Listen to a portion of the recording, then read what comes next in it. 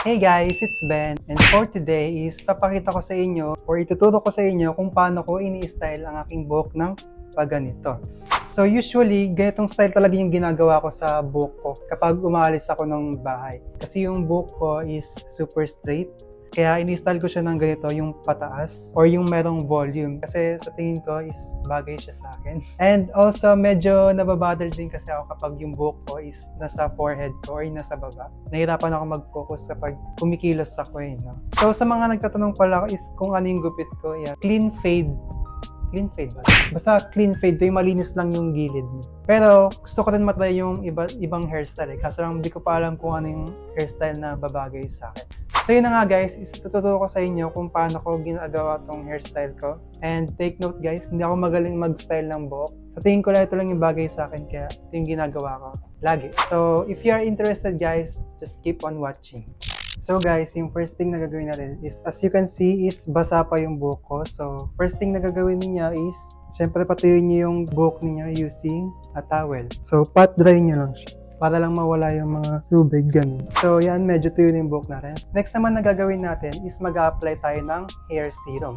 So yung ginagamit kong hair serum is itong argan oil ng Bremod. So perfect to pa sa may mga dry or damaged hair kasi nakaka-smooth po. So mag-apply lang tayo ng mga 3 pumps. 1, 2, 3. Ayan, okay na yan. Massage natin siya sa palm natin bago siya apply sa hair natin. So akin, in-apply ko siya hanggang sa scalp ko para maging smooth talaga yung buhok natin. Yan, na-apply natin. So after natin i-apply is, papatuyin na natin yung buhok natin using a hair dryer. Gamit yung kamay natin. So ayan, patuyuin lang natin para hindi basa.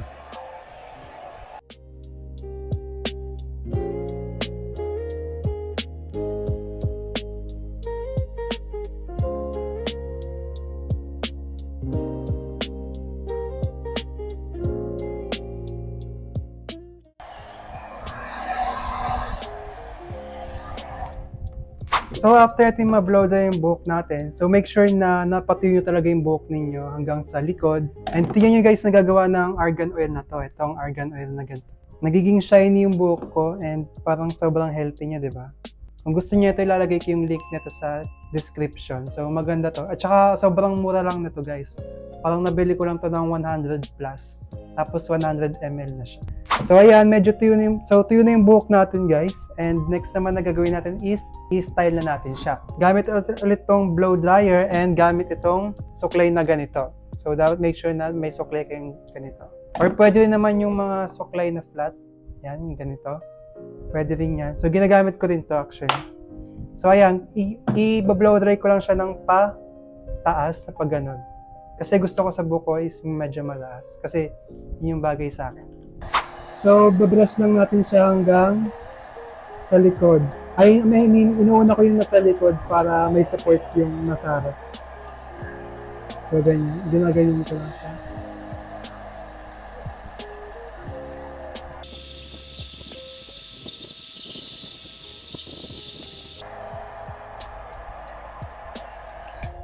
So, yan. Medyo na-style ko na siya ng onte. So, next naman na gagawin natin is mag-apply ako ng clay dough, molding clay na ganito. This is from Bench Fix. So ayan, maglagay lang tayo ng mga ganito. Lagay natin sa palm natin, i-rub lang natin sa palm natin bago natin apply sa hair natin. So ayan, ganyan-ganyan nyo lang sa buhok nyo. So maglagay pa tayo ng onte. So ayan guys, nakapaglagay na tayo ng fix ng clay, ano ba to? Clay dough molding clay. Clay dough molding clay. So ngayon, i-style ko na siya. Gamit tong suklay na flat. So i-style ko na siya ng pag ganito. So gusto ko yung hati ko is medyo nandito sa gilid. Kasi yun yung medyo bagay sa akin. Or pwede naman to, itong suklay na ganyan.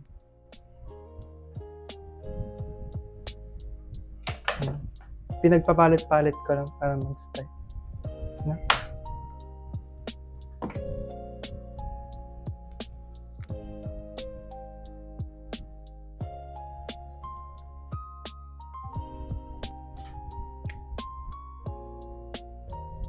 So, ginaganyan ko lang.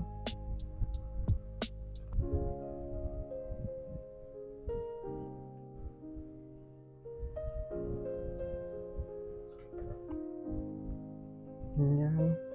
Ito yung sa gilid. Ayan. And after nyan is maglalagay pa ako ng onting etong fix para mawala lang yung mga maliliit na buhok. Panlinis lang. So, lagay natin sa palad natin or pwede dito sa finger natin. Ganyan. I mean, sa palad na pa. Igaganyan natin siya sa buhok natin para naka-style talaga.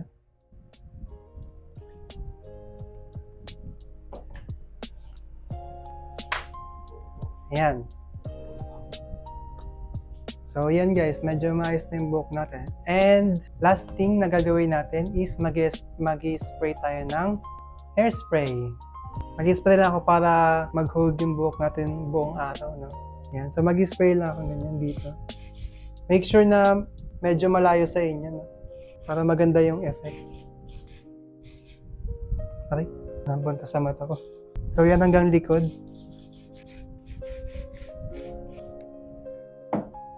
Ayan. So, maayos na yung buhok natin.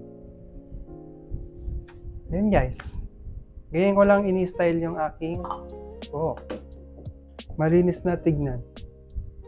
Ayan.